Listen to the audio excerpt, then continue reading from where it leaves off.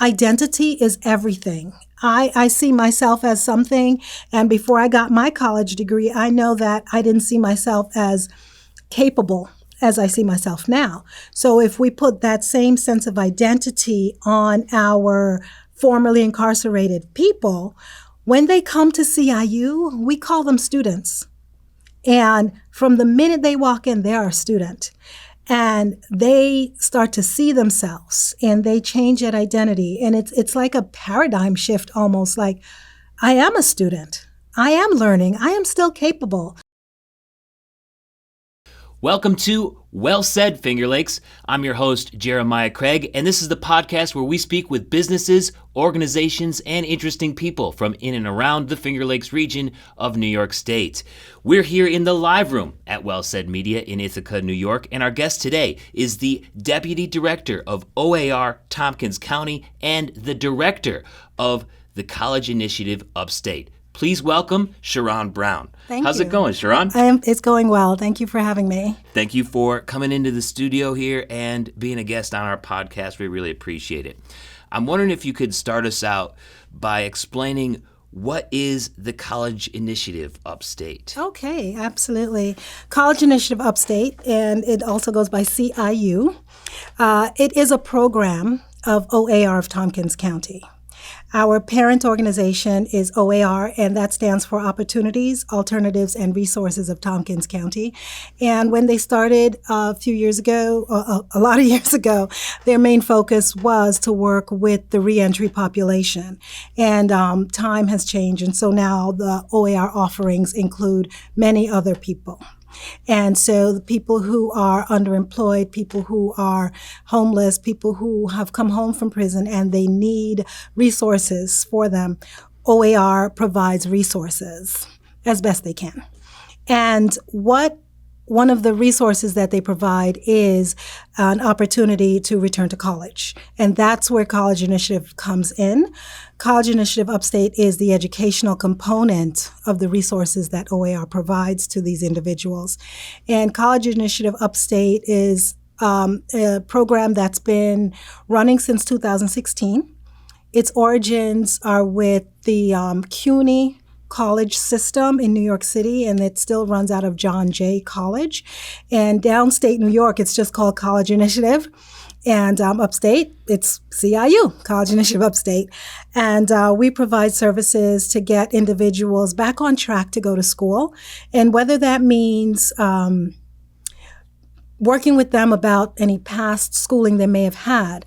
A lot of our students have had interruptions in their education. So it could be an interruption due to incarceration. It could be due to substance recovery or mental health recovery or something like that. And so they are in a stable place in their homes, in their lives, and things like that. And so now they are thinking about going back and either finishing school or starting school. And so they'll reach out to us and say, hey, I want to go to school. I want to do these things. How can I get there? And that's where CIU kicks in and starts to help people to get more toward their education. Wow, that sounds like really honorable work and very fulfilling as well. Incredibly fulfilling. I've only been there for a year. And in my year of being there, I've seen two classes. We have a fall semester and a spring semester. And fall of 2022, we had a cohort. And then again, in spring of 23, we had a cohort. And when I tell you it's fulfilling work, to see individuals who show up and they're like, one gentleman said, the way I've been living has not been working. I'm a father now. I never thought I would ever have a wife and child, but now I have a reason to do everything differently. And this man was so excited and focused and ready. And when we have these graduation ceremonies, which we do have graduation for our cohorts, he got in front of the class and just spoke so eloquently about his experience. Let me tell you, so beautiful, so rewarding. And as I said in the room, is that we think we're providing academic skills, but we are changing lives, on so many different levels. Folks come in because they want to go back to school, but they learn confidence. They find a brighter future for themselves, all kinds of reasons. And we did a survey of our students, and they get so much more than academics from College Initiative Upstate. So yes, to answer your question, it's extremely rewarding work. And it sounds like, since you're dealing with so many different folks who have very different situations, maybe your day-to-day is very different in what you have to, face every single day. Absolutely. We don't have a typical day. First of all, we have to work somewhat with the rhythm of colleges. We work very closely at CIU. We work very closely with TC3. And they are our business partner in what we do, because we could be considered a feeder program where a lot of our students end up enrolling in TC3. And so when a student comes into our office, they may need to look at a transcript from 2002.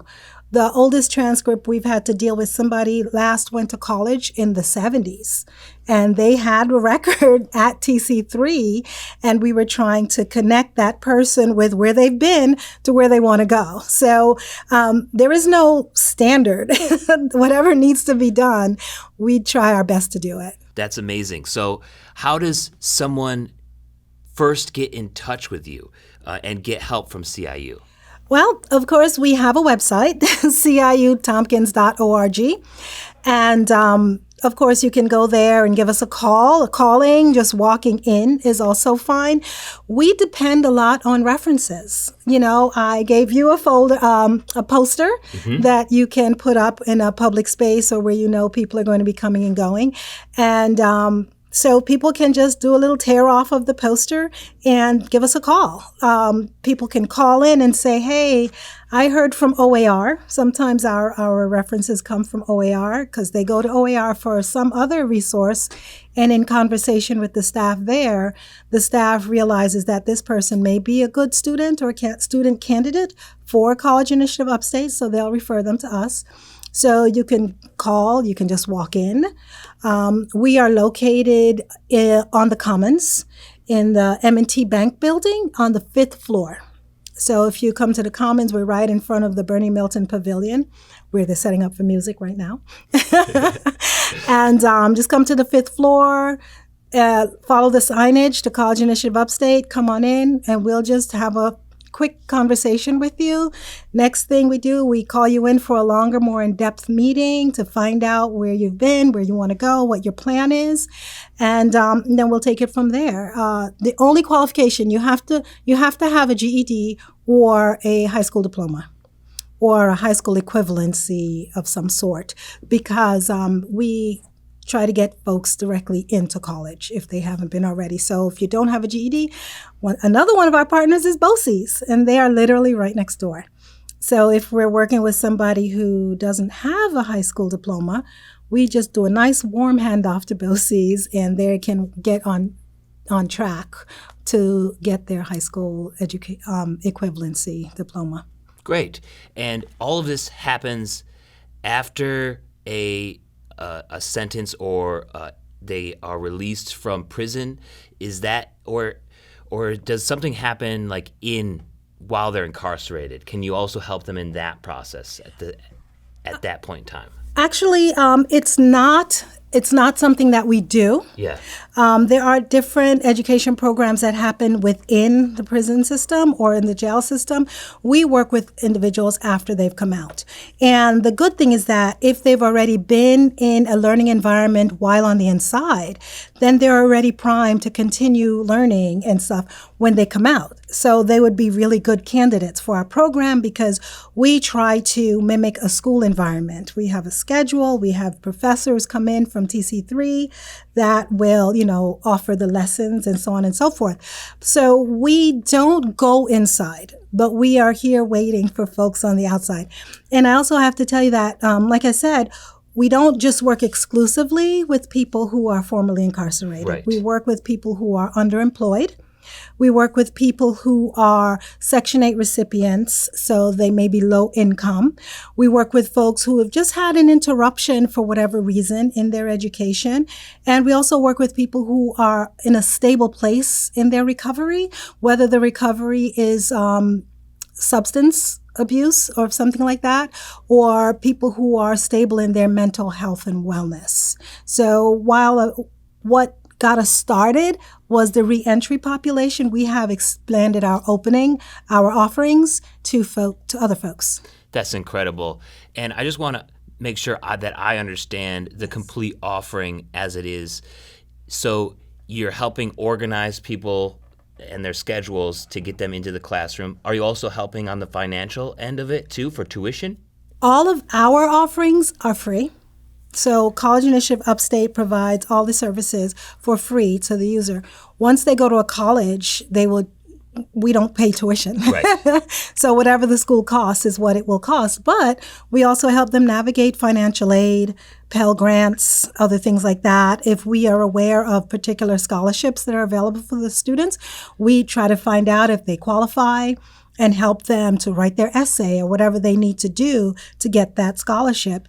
And the students, by the time they get to the point where they are ready to be enrolled in college, they may find scholarships that they qualify for. And so we support them.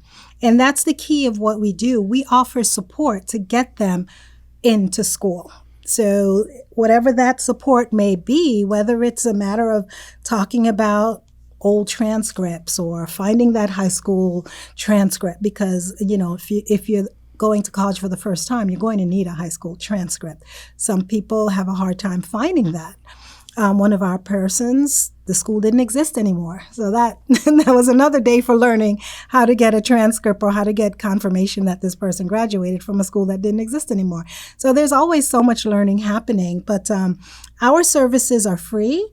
We don't offer tuition assistance, but we help the individuals navigate. I mean, I'm an adult learner. I went back to school in 2020 during COVID, and financial aid was complex.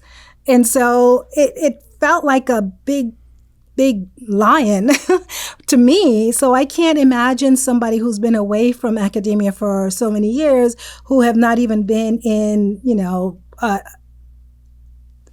who has not never had access, but who's been away from technology and learning how to do this and researching and finding. So we help folks through that whole application process. And once they get in college, we continue to help them as well. Yeah, I mean, trying to get into college and then taking the courses and everything, things come up, and it's very difficult to navigate that by yourself.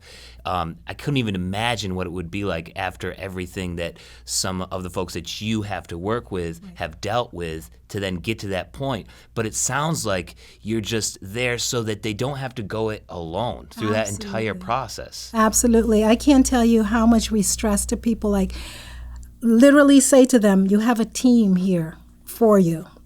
I mean, you have a team. You've got cheerleaders. You've got people here who are willing to celebrate with you when you get an A or when you get that acceptance letter or whatever it is. And, I always say, just let us know what's going on, because we just want to be there, keep ourselves available to help you best way we can. And it feels really good because, like I said earlier, they come in for academics, but they leave with so much more. We have what we consider wraparound services as well. And things happen. I mean, life is big, right? Life is complex on any good day. And so when folks come in and they're like, oh man, I'm in the middle of a divorce or a separation or whatever the case is, the court told me to come, things like that. And it's like, okay, that's fine. There is no judgment on our part. We just want to be here to help you get from here to where you want to be academically, and sometimes in terms of employment as well. Wow. So you can use your network to help maybe set somebody up with an interview after they graduate?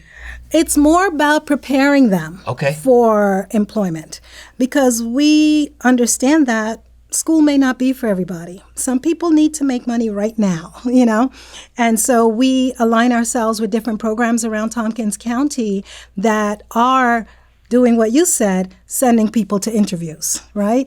So what we do also, in addition to offering academics, reading, writing, and math, we offer interview readiness as well. We make sure they know how to look someone in the eye comfortably, give a good handshake, answer questions succinctly but accurately, and just keep a flow going through their interview. This is actually the first time we're going to be doing that, so I'm really excited. That's what's actually coming up in the fall. Our classes are going to be starting on September 27.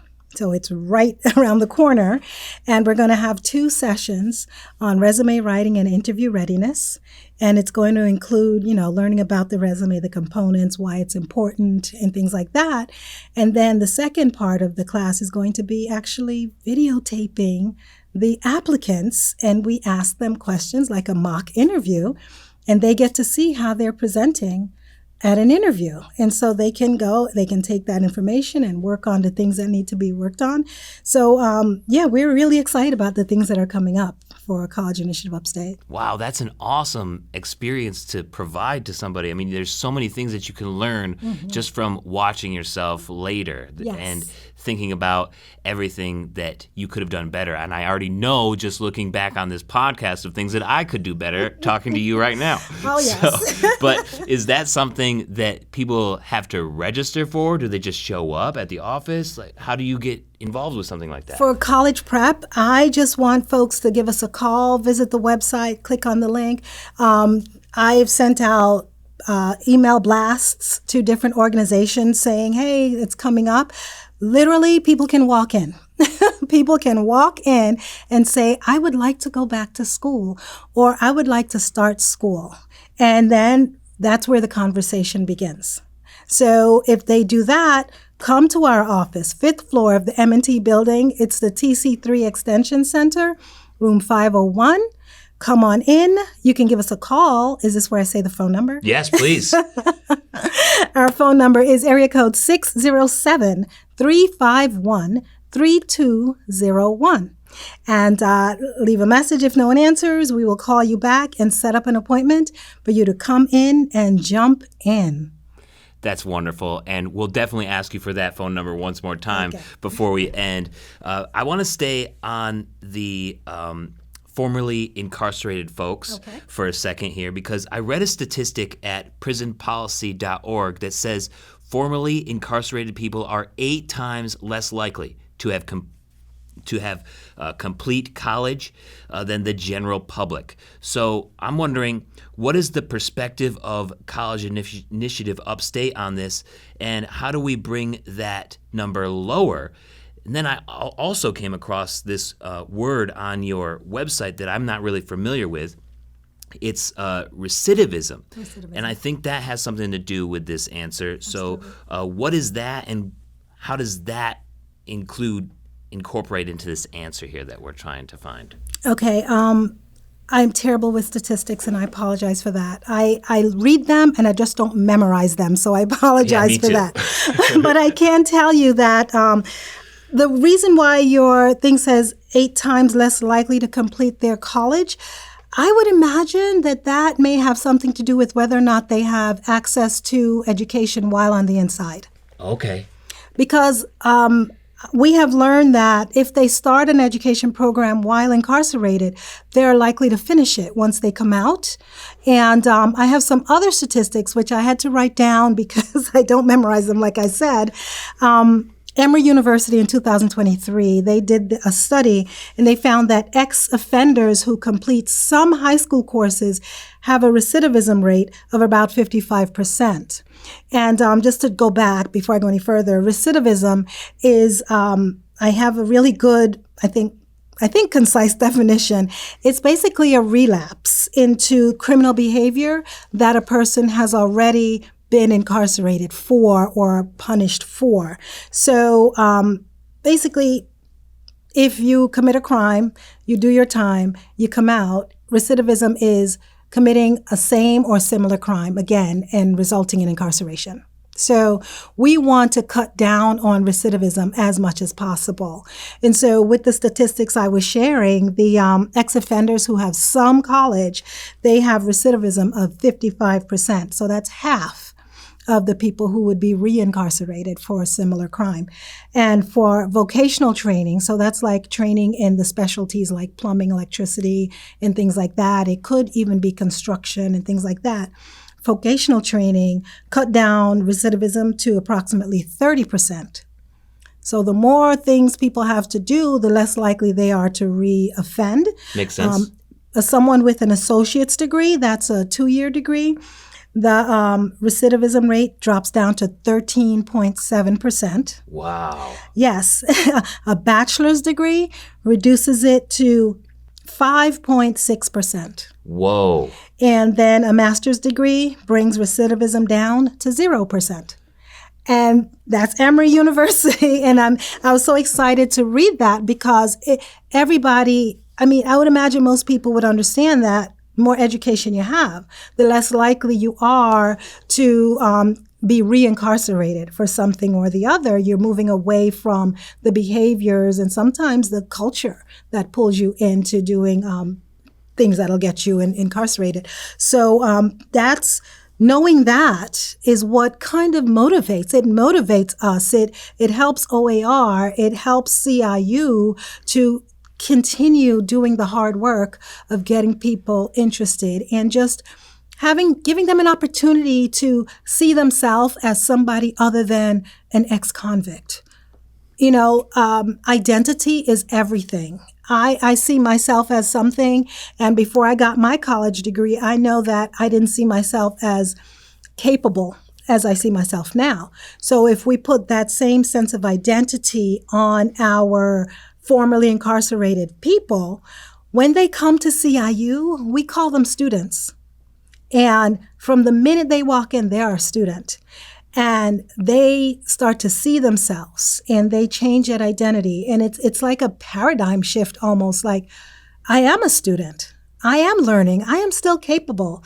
We wake up some dormant skills that they may not have used in a long time. And so it's like, look, you're doing it. You're doing the exact things that you thought you couldn't do 2 weeks ago, and it just feels so good. So this is what education does. Of course, it gives you a sense of I can, but when you're taking on or tackling education or higher education in a community with people where everybody else is coming with their story, you feel less alone.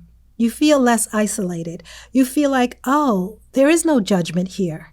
Everybody in the classroom has had some kind of history, some interruption in their education that brought them to us, and everyone is welcome.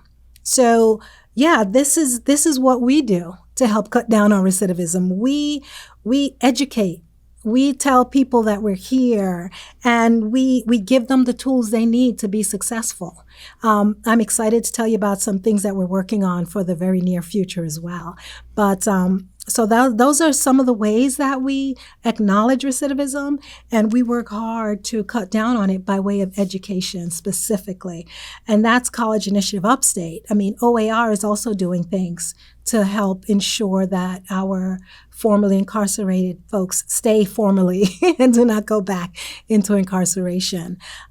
What OAR does is just, I love to just say it is education, but not just the individuals. We educate ourselves as staff to understand the needs and the unique journey that an individual may have.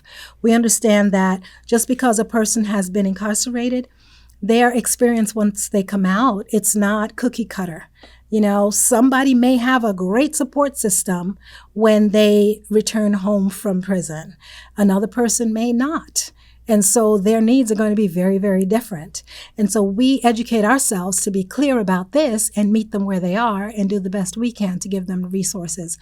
Additionally, we educate our local legislators. We tell them, this is what's happening. This is the trend. This is what's going on. And letting them know that while it's great, to have your support and to help us through our programming and offerings for the individuals, it's also great for you to be able to come and see the programs that we are working on. So OAR recently did a training for GEMS, and I have the what it stands for.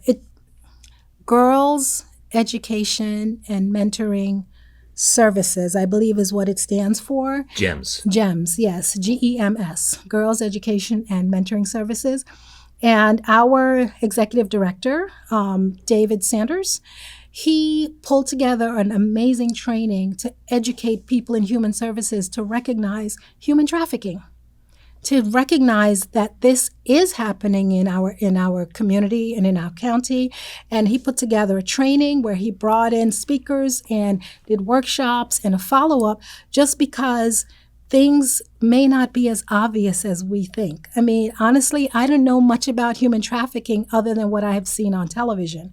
Now, when you're working with people who are homeless, when you're working with people who don't have safeties built into their lives, they could become victims. And so the best way to recognize this is through education. You educate us as human service workers. You educate the legislators to know this is where your money needs to go.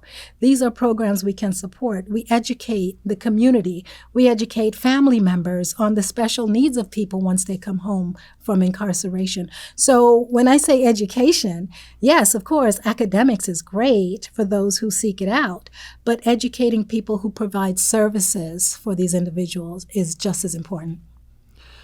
That's incredible, and thank you for all of that explanation. I have a question here that I was going to hit later on, but I kind of want to jump to it now because we're talking about how the more education you have, the less recidivism right. there is, and also with homelessness or folks recovering from substance abuse. I always think about this quote that people always say that education is key to success or education is the key to freedom. Mm-hmm. What are your thoughts on that and the availability of education, for everyone in this area? Of course, I do believe education is key to success, and it's also a key to freedom to some degree, but it doesn't exist by itself. Education and any movement in forming a community, it takes a community. It takes all the different human service agencies that we have here in Tompkins County. And it also involves just knowing what's out there. And like I said before, it also involves understanding that there is no one answer out there that's going to fit everybody. A person who needs assistance with substance abuse is not going to necessarily require mental health, services, and vice versa. So it's understanding everybody is different. We have to know what everyone is doing, other agencies are doing, and what's available to us so that we're not also repeating the same thing over and over again. We try to keep our programming very unique so that we can say yes to everybody. What we do at CIU is also we are centering education in these individuals' world, in their lives. We are letting them know that, of course, we have access to other services, and we will work with you as you navigate schedules and appointments. And, you may have a court date on the day you have class, so we will support you with getting your assignments done. But it's also part of just knowing that we are here to provide wraparound services as well. We want you to come in. We want you to be consistent. And so we just try to make sure we can offer that to everyone who comes in. Not always easy. And quite often we run into people who are not sure what their needs are, or the person who think they need this, but in reality they need that. And that's okay. If you had it all figured out, you wouldn't need us, right? So we try to work with people best we can so that they can move in the right direction at a pace that works for them, towards that educational freedom, towards all of that. Because education, information and knowledge is power. We know that. You know that. That's why we have podcasts, because we are spreading knowledge and empowering people to learn more about their local communities. And so that's a beautiful thing.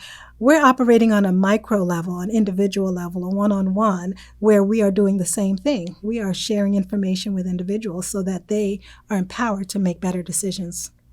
And working on that micro level, if I can sort of switch gears a little bit here, that must make planning very difficult. So I'm always interested in the strategic planning of nonprofits, and I'm kind of curious about what does strategic planning look like for an organization like yours, and how do you plan for how many people you'll be able to help in 1 year? We cannot know how many people will come through our doors. At OAR, it is literally the front line. Somebody is just walking down the street, they'll see that there's coffee in there, so they'll come in, and we just have tracking. We use a information management system to track how many people come through our doors on a regular basis. And we basically have a team that's well trained to address their needs. And then there's always going to be some need that we haven't had before. And so we have to learn how to work with that, as a staff. And when I say we, I don't mean just OAR, I mean College Initiative Upstate as well. And so whatever the needs are that come to our office, we try to meet that need. We make record of, okay, somebody is asking for a very specific type of legal service, that we may not know somebody in the area that does it. So that makes us have to research. And in doing that, we are learning more. We are always trying to expand services, and I know for sure we're trying to expand our space, bigger office space, but that's another conversation. We are always trying to grow our services to meet the needs of individuals. It's hard to plan. Well, first of all, after COVID, the world is so changed. The world is incredibly changed, and so many things are different. Trends are different from what they used to be. Access to information.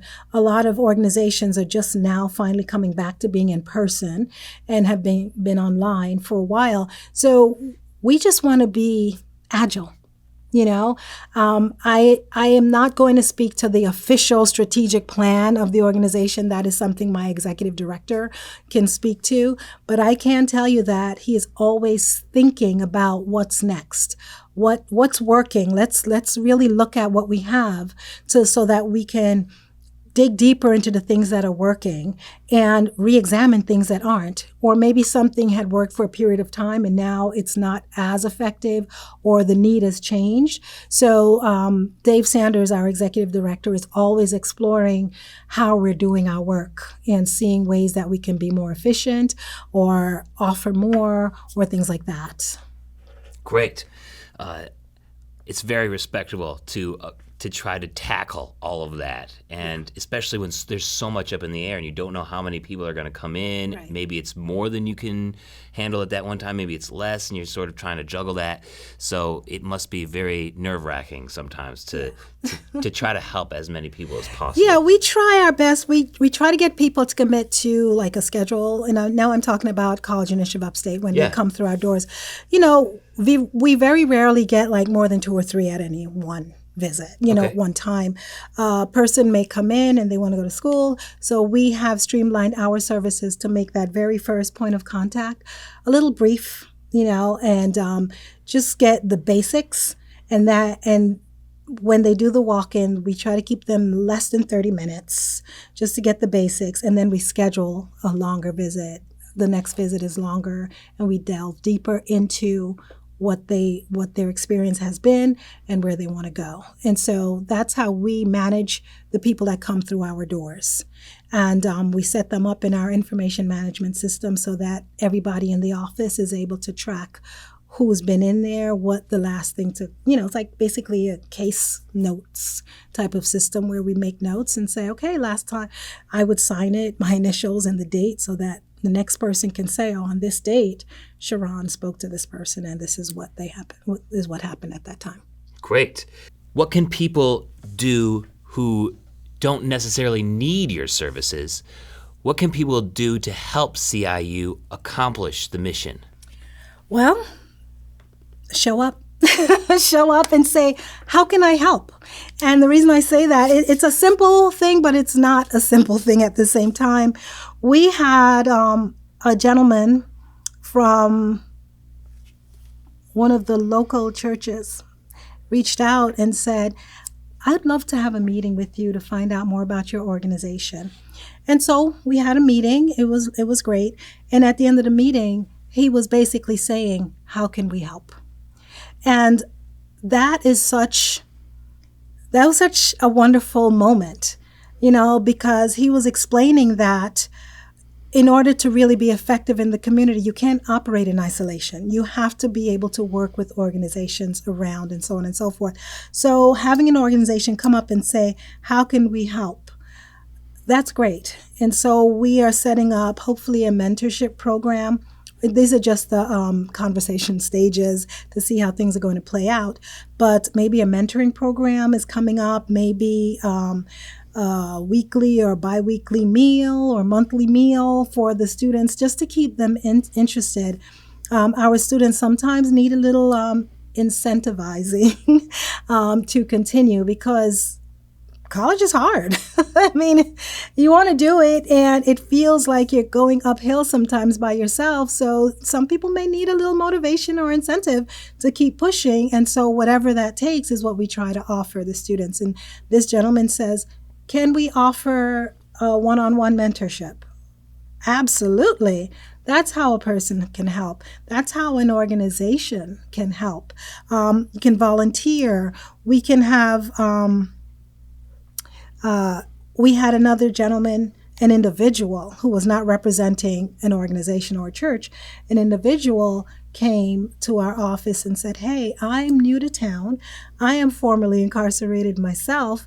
I am currently a graduate student at Cornell, and I just want to be able to share my story and be there for people who may have, the similar lived experience. And that person has done so well with our students. He's gotten involved with different programs and things like that. But that's how people can help, by showing up and just being authentic and just saying, what you're doing, I see you, CIU. I respect you, what you're doing, and I just want to be able to help. Those are the ways that people can help out. What else can I say? Oh, and most importantly, we listen to our students. The students say they need these things, these programs, they need help with these processes, and we listen to them. And a student may have to... I've had a student that needed me to show up in court. I've written letters. I've showed up in court to speak on their behalf because they were dealing with a child custody situation. And just showing up, being authentic, and being ready to just be there, And so those are the ways that people can help. I mean, money doesn't hurt. Right. Money definitely does not hurt. We are actually applying for quite a few grants. I don't know if you know, but in the fall is grant season. So we have at least 3 or 4 coming down the pike. And I was feverishly writing a grant proposal today, as a matter of fact. So, grants and things like that, individuals, organizations, commitments, partnerships, or business partnerships, understanding human services, putting out flyers, putting up the posters that I gave you where people can see it and just tear off a tab and give us a call. Those are ways that would be very, very helpful. And anyone can become involved if they so choose. Yes.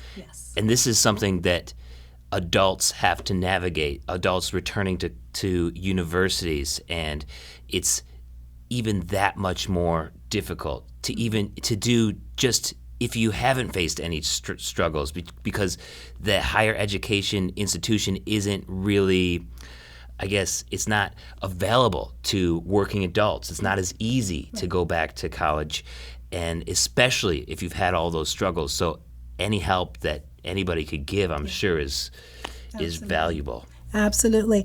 I could use myself as an example. Before I went back to school in 2020, I had worked at Cornell for many, many years. And while I did feel competent and confident in my, student, in being a student again, I did come with fears of who's going to pay my bills, things like that. How am I going to take care of myself while I go to school full time? And so I had a nice network of people who I can just talk to and just say, this is really scary for me. And so when I look at how scary it felt for me as a person who had been gainfully employed all these years since I left high school in the 80s, and to go back to school almost 30 years later, it was scary. So when I consider that, and then considering somebody who has not had access to technology because maybe they were incarcerated, they don't have a laptop. And so now not only are you going back to school, some of your classes are online. What do I do now?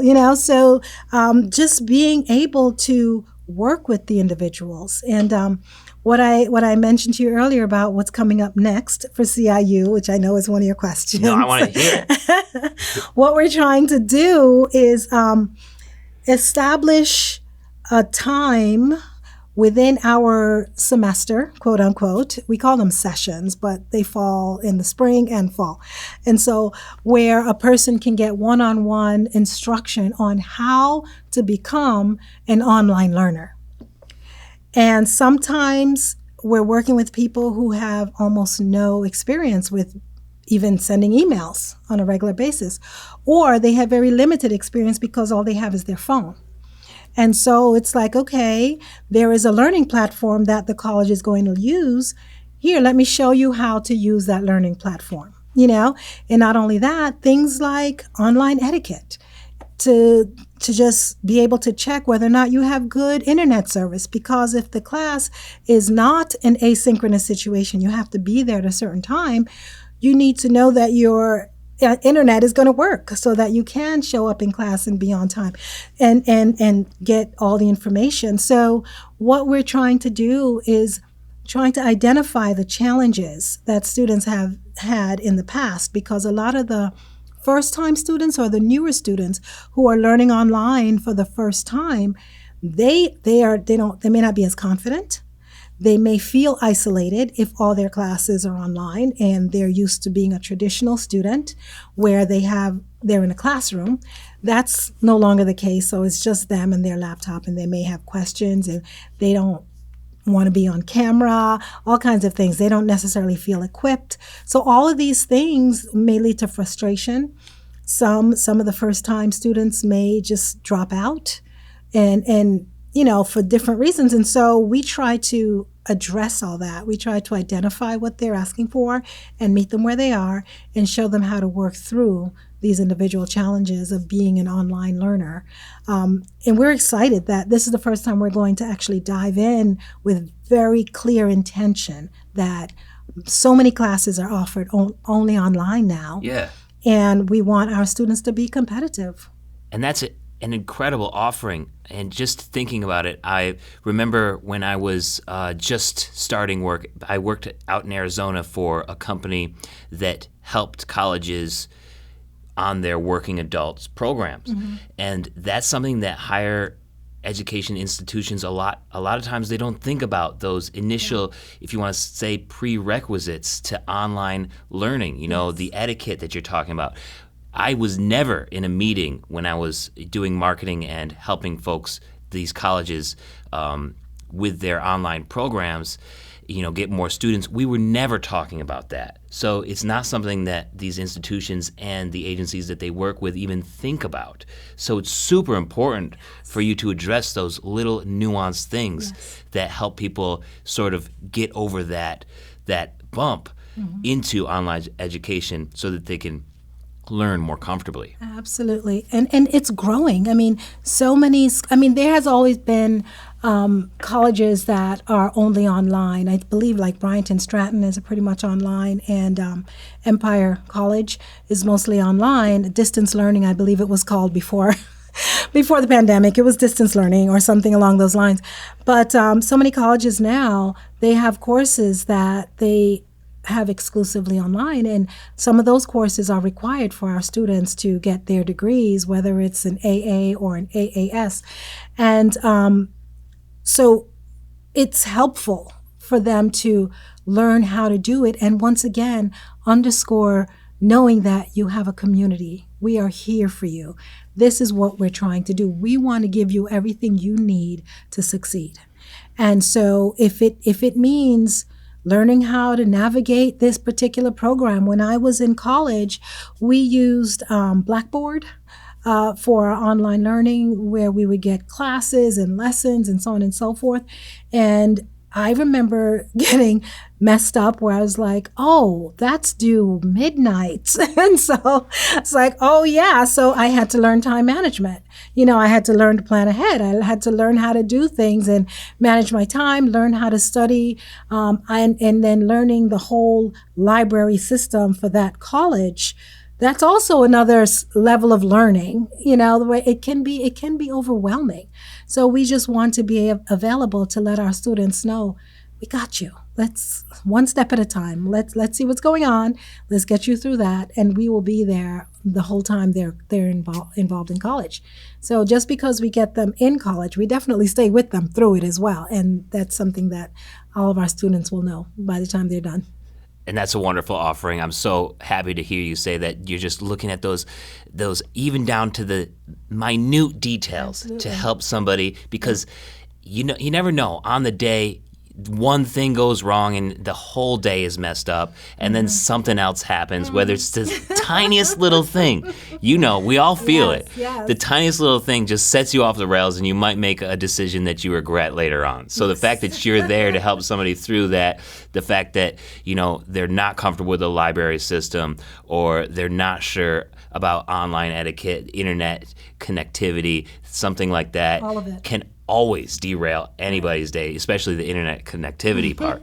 But the fact that you can be there to help support folks is huge value. And the fact that you're doing it for free is incredible. And there's more. Let's hear it. Oh, this is great. With College Initiative Upstate, all of our students who complete the program, they get a Chromebook. So if they need it for their classes, so there are two separate student experiences. One is college prep, and that is where the individuals come in and they want to go to school. So we work to prepare them for school. And in the college prep, if they complete that program, which could be between 6 and 9 weeks, depending on the instructor's schedules and materials and so on and so forth, they can complete that. And at the end of that, we have the graduation that I told you about, and they are given a Chromebook. That's their reward. That's their graduation piece. That's their diploma to get through college prep. And at the end of college prep, it is our desire that everyone is enrolled and ready to start school at the next college semester. So that's our plan. That's our goal. That's the way we operate. The other student experience that we have are students who are already enrolled in college, and a lot of them have been college prep students that are now currently enrolled in a college of their choice. While we do work very closely with TC3, a student can choose to go to any school they want to, and we try to help them with the application process. And we had one student who, for personal reasons, had to leave the state, but she wanted to stay engaged. So we made sure that she had a working laptop and a printer. Wow. Because I know that as a student, I didn't print often, but when I did, I needed to print. Right. I really needed it. And that could get expensive. And so, we offer wraparound services. And so that college student that was a college prep, they graduated prep, they got enrolled in college, they completed TC3 and was moving on to a 4-year college, which is really impressive. That's who I'm talking about. So we consider that person our student for the entire educational journey, which so many organizations don't do that. So as long as she's a student, she's a student. Once you're a CIU student, you're always a CIU student. And so we provide them with Chromebooks when they complete college prep, and we are there for them in as I want to say any capacity, but that's not, I don't want to be wrong. So we are there for them as best we can, within reason. Mm-hmm. And so we are really there for the students. Everything we do is for the students. And so, that's one of the things that's really exciting, is that they do get these Chromebooks, so that a lot of times, if the only thing they've ever done is on their phone, it's like, here's an opportunity to learn how to work with the technology on a different scale. It sounds like some of this might be able to kind of get pricey too if you're giving Chromebooks out to all of the graduates of college prep. Do you have any fundraising events coming up or anything like that people could contribute to? We always accept funds. We don't have fundraising events. On our website, there is a donation opportunity. That's ciutompkins.org. There is a button for donating if you'd like to donate, but a lot of our funding comes from our grants and from our parent organization, OAR. They apply for the bigger grants that will cover the whole organization, including our program. And as a program, we apply for smaller grants throughout the city and county. Great. Sherron, thank you so much for taking your time today. Can you leave folks one more time with the website and the phone number so that anybody who wants to learn more can? Okay, absolutely. Our website is ciutompkins.org, and that stands for College Initiative Upstate. That's ciutompkins.org. The phone number is area code 607-351-3201. And if you're interested, my email is sbrown.oar.ciu@gmail.com. Great. Thank you so much, Sherron. I really appreciate your time and all the wonderful work that you're doing. It's very much needed everywhere in the nation, but especially here, too. I mean, we love what you're doing. Thank you so much. And thank you for giving me the opportunity to put the word out. Anytime. Thanks.